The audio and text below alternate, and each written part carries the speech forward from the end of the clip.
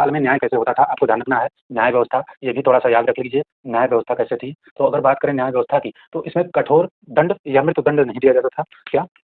कठोर दंड, कठोर दंड या मृत्युदंड नहीं दिया जाता था, मृत्युदंड नहीं दिया जाता था। और बात करें तो इसमें क्या आर्थिक दंड, गुप्त काल में आर्थिक दंड ज़्यादा दिए जाते थे, आर्थिक दंड ज़्यादा, लेकिन मृत्युदंड और आपका जो कठोर दंड है वह नहीं दिया जाता था। और बार-बार अगर अपराध कर रहा है, तो बार-बार अपराध करने पर, बार-बार अपराध करने पर, अपराध करने पर दाहिना हाथ, दाहिना हाथ जो है काट लिया जाता था, काट लिया जाता था।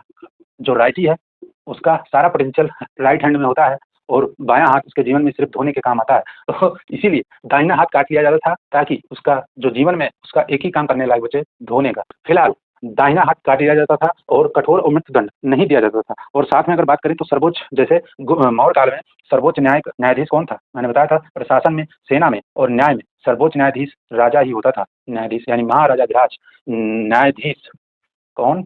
महाराजा, महाराजाधिराज। और एक बात ध्यान रखिएगा, सर्वोच्च न्याय। लेकिन अगर बात करें मुख्य न्यायाधीश को क्या कहा जाता था, तो महादंड नायक कहा जाता था। महादंड नायक ये मुख्य न्यायाधीश होते थे, लेकिन सर्वोच्च न्याय जो था वह राजा में ही निहित होता था। और न्यायालय को सभा या धर्माधिकरण कहते थे। न्यायालय को यानी कोर्ट्स को क्या कहते थे?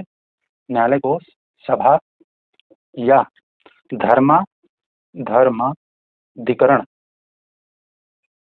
कहते थे। तो ध्यान रखिएगा, न्याय व्यवस्था भी गुप्त काल की आप याद रखिएगा।